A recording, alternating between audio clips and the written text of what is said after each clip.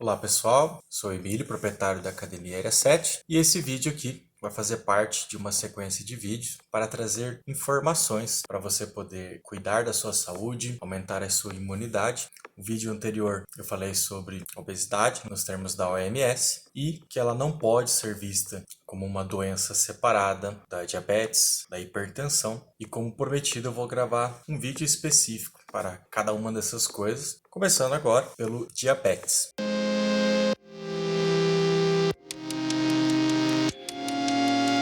Pessoal, antes de eu entrar na parte principal do vídeo, eu só quero pontuar aqui. Em alguns momentos do vídeo, eu vou acabar me referindo ao vírus da pandemia, como o coronavírus ou mamonavírus, alguma coisa assim. Não é diminuindo a gravidade, tá? É só pro filtro do YouTube não restringir o vídeo a apenas essa palavra em específico, para ele poder chegar até mais pessoas. E se tiver um menininho gritando, é esse menino lindo aqui, o Francisco.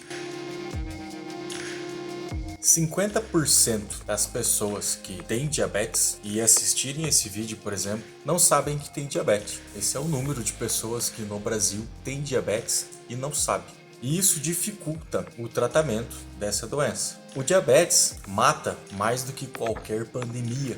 Só no ano de 2019, 135.500 brasileiros morreram por complicações do diabetes. Essa é a gravidade. Isso é o que torna difícil o seu tratamento e as pessoas passarem por essas complicações, é elas nem saberem que tem o diabetes do tipo 2. Então o objetivo desse vídeo é trazer para você informações específicas do diabetes, haverão ainda outros vídeos, e se inscreve lá no canal para não perder esses vídeos que eu vou estar produzindo para você aí. O próximo vídeo vai tratar sobre hipertensão. Na sequência dele, quero fazer um vídeo de alimentos e hábitos que turbinam a sua imunidade. Então se você gostar do conteúdo, coloca lá pra gente uma curtida no vídeo, mas principal é que se esse conteúdo você achar importante para alguém, compartilha, envie esse vídeo lá e não esquece de se inscrever para você estar recebendo atualizações dos próximos vídeos. E agora eu queria perguntar para você que está assistindo esse vídeo aqui, quando foi a última vez que você fez 2 exames de sangue para ver a sua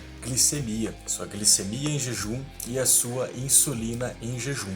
É ali que a gente pode descobrir se uma pessoa tem ou não o diabetes do tipo 2. Quando a pessoa já está com seus marcadores em 124, ela já é diabético.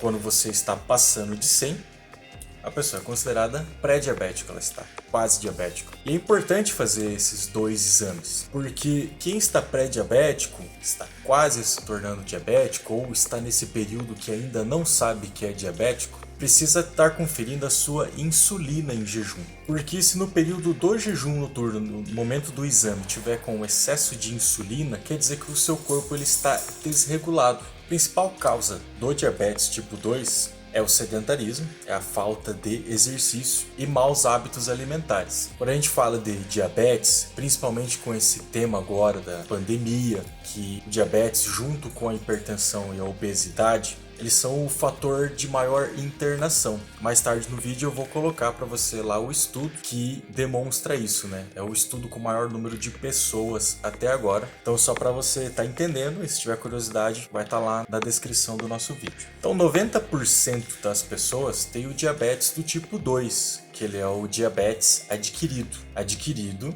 por conta da falta de exercícios físicos e dos maus hábitos alimentares. Apenas 10% das pessoas que têm diabetes é o diabetes do tipo 1, que é aquele diabetes onde o seu corpo é como se ele criasse anticorpos contra a produção da insulina. Se você tiver qualquer um dos sintomas que eu vou estar descrevendo brevemente para você aqui, seria interessante, quando passar esse período de pandemia, você já buscar o auxílio de um especialista, porque são sintomas do diabetes do tipo 2. O primeiro deles é a alta frequência de urinar, a alta frequência de estar indo do banheiro. Por que isso acontece? Quando você já está com o diabetes do tipo 2 ou está quase entrando ali para estar diabético, tem muita glicose na corrente sanguínea. E o rim, que é responsável por filtrar o nosso sangue, ele reconhece esse excesso de glicose. Esse excesso de glicose ele é tóxico para o organismo. Então, numa tentativa de eliminar mais glicose, o corpo começa a eliminar muito mais líquido. Então, se você está com uma frequência muito alta de ir ao banheiro urinar, já é um sintoma. O segundo sintoma está diretamente relacionado a esse, que é o excesso de sede. Então, como o corpo ele começa a eliminar muita água na tentativa de tirar essa glicose que é tóxica do organismo, ele acaba por eliminar líquido demais. E a pessoa está sempre com sede. E ela está sempre com sede porque ela está desidratada.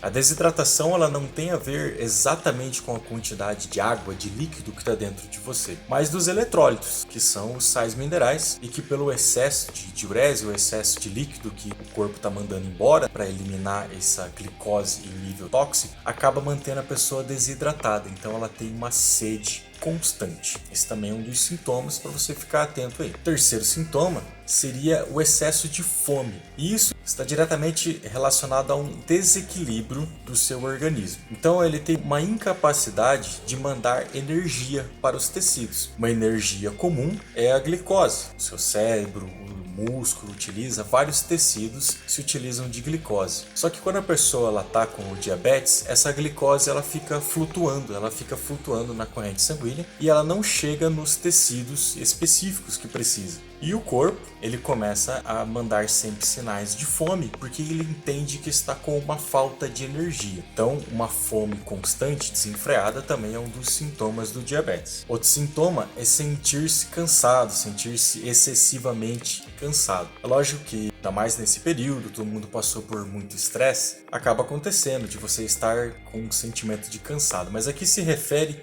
a um cansaço excessivo. Isso é porque, assim como aquela fome é uma tentativa do seu corpo estar mandando nutrientes, tem a ver com isso. Os nutrientes não chegam até onde eles precisam. O corpo ele não consegue se utilizar dessa glicose que ela está flutuando. Ela não chega nos tecidos ideais. Um outro sintoma é a coloração escura que acaba aparecendo em algumas dobras de pele.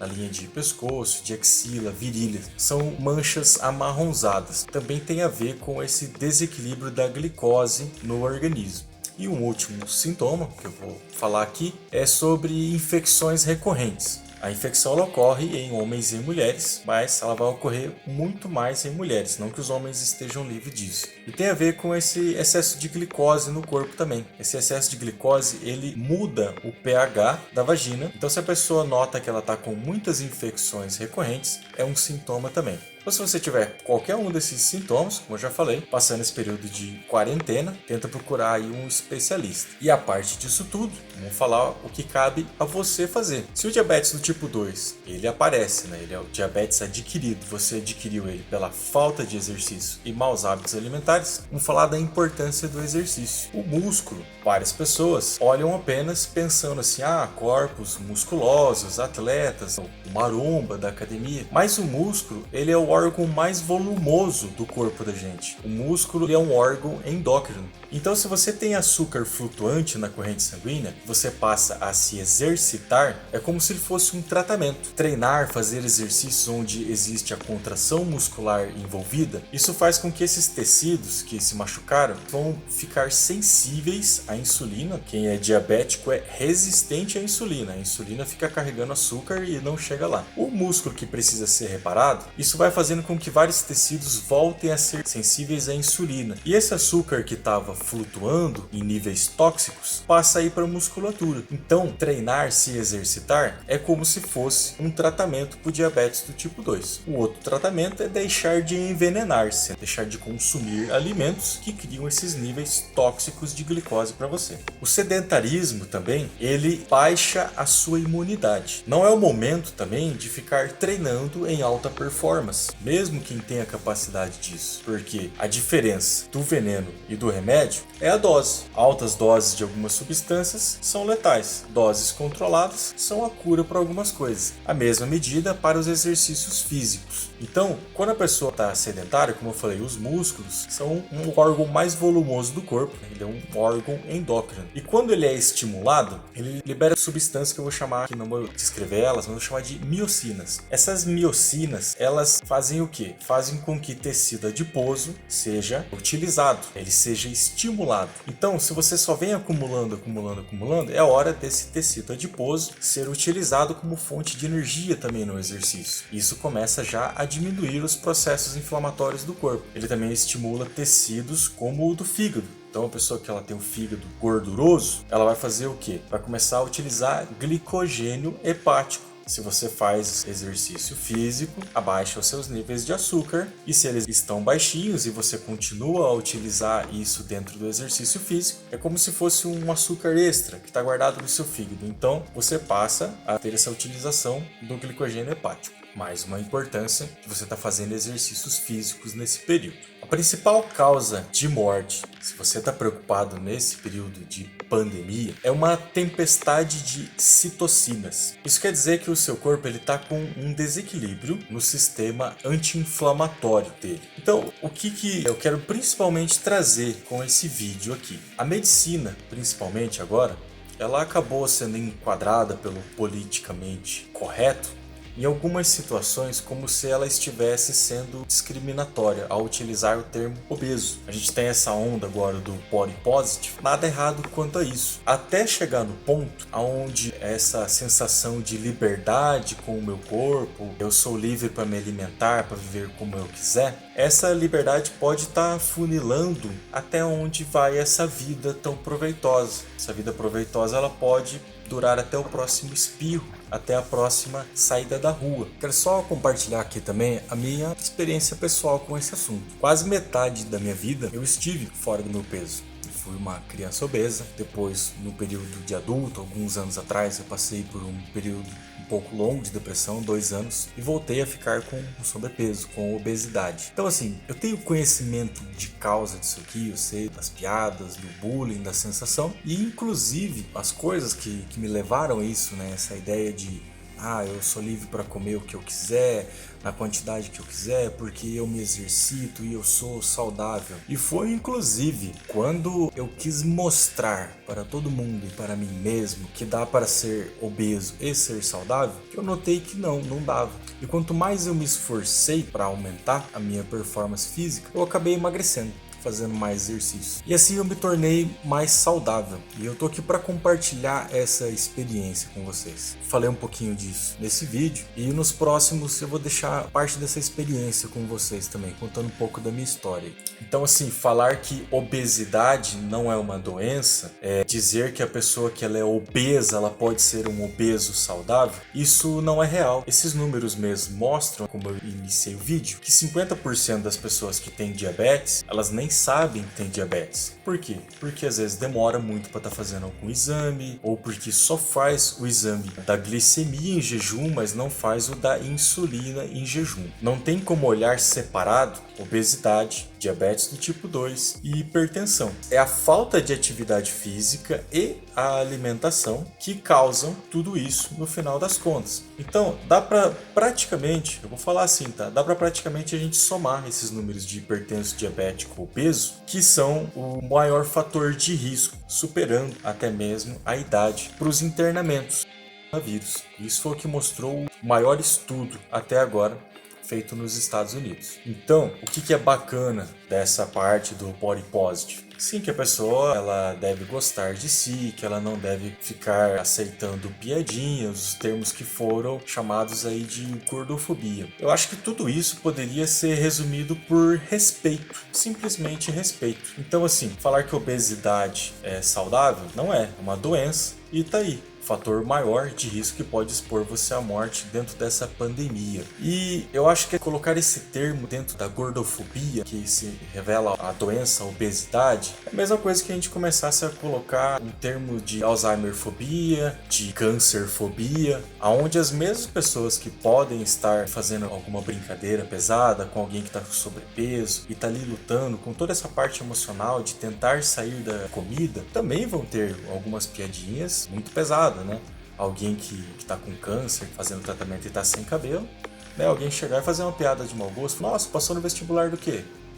sabendo que a pessoa está fazendo uma quimioterapia. O Alzheimer, antes dele ser estudado como ele é hoje, né, que ele é a demência em idosos, antigamente era muito comum. Eu lembro da época da minha bisavó era viva, por exemplo, eu era uma criança muito pequena. Você fala assim, o velho caduco, a velha caduca, relativa à idade. Então, o benefício encerra até onde você trata de respeito. Eu acho que o respeito ele é o suficiente para definir todos esses termos aí. Menos quando essa onda do body positive quer colocar a obesidade como uma liberdade com o que eu como, uma liberdade com o que eu faço com o meu organismo. Eu me amo, eu me gosto assim como eu sou. E a pessoa ter isso assim, eu vou aceitar o meu peso tal qual ele é, o meu corpo obeso tal qual ele é. A pessoa ela também não tem que querer emagrecer da noite pro dia, mas pelo menos agora, durante esse período, se exercitar e tirar os alimentos que são inflamatórios. Como eu disse, e eu vou definir exatamente dessa parte do vídeo para frente, o que mais matou as pessoas agora com o coronavírus é essa tempestade de citocinas. Então, o que acontece? O corpo perde o controle dele sobre o sistema anti-inflamatório. Então ele começa a fazer inflamação em cima de inflamação em cima de inflamação. Essas citocinas que deveriam chegar em algum momento, o seu sistema anti-inflamatório, ele não consegue e começa a ser uma inflamação generalizada do corpo.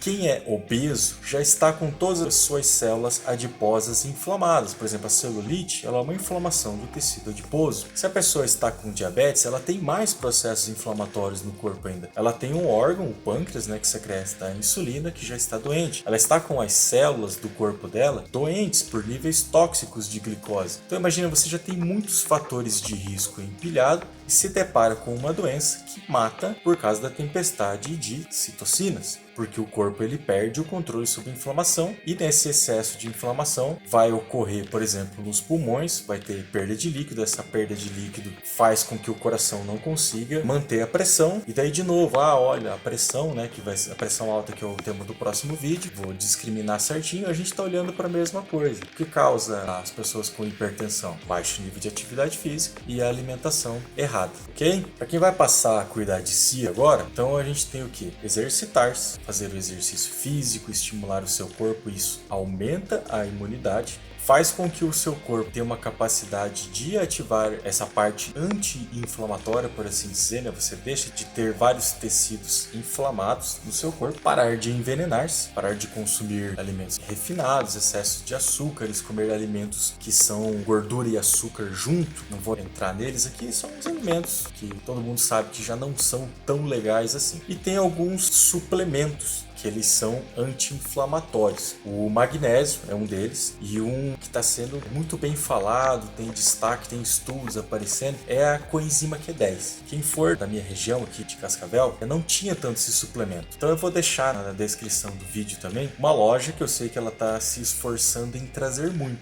Eu sei por quê? Porque eu sempre falava desse suplemento e não tinha tanto. Então eu vou deixar essa loja lá. Se eu deixar esse vídeo no Instagram, eu vou tentar marcar lá também a loja, para que você saiba que tem o suplemento e aonde tem. Antigamente eu falava suplemento e as pessoas falavam, mas aonde tem isso? Então eu vou deixar essa indicação lá do suplemento. A cúrcuma, que é a curcumina, do açafrão da terra, não tem estudos ainda em cima do novo vírus, só que tem sobre outros vírus já. Então a cúrcuma também tem ação anti-inflamatória. Como o tema específico desse vídeo é o diabetes do tipo 2, eu vou estar encerrando por aqui esse assunto. Deixar claro que várias pessoas, 50% das pessoas que têm diabetes e assistiram esse vídeo, por exemplo, não sabem que tem diabetes. Eu deixei ali alguns sintomas, se você se enquadrar em algum deles, busque um especialista. E eu criei essa indagação sim sobre essa discriminação aos obesos, que chegou agora à medicina, empurrada por essa onda do body positive, que é a glamorização de uma coisa muito séria, que é tratar por não doença uma coisa que é doença e o maior fator de risco dentro dessa pandemia, que estimula essa ideia. Como eu disse, essa onda ela é legal até onde diz sobre respeito, até onde essa onda do body positive estimule as pessoas a ter mais respeito, é bacana. O problema foi colocar essa ideia de não doença sobre a obesidade e afirmar coisas tais quais o obeso deve aceitar o seu corpo tal como ele é. Vão ter pessoas defendendo essa causa, vão colocar assim, o meu corpo é meu, eu sou livre para comer o que quiser,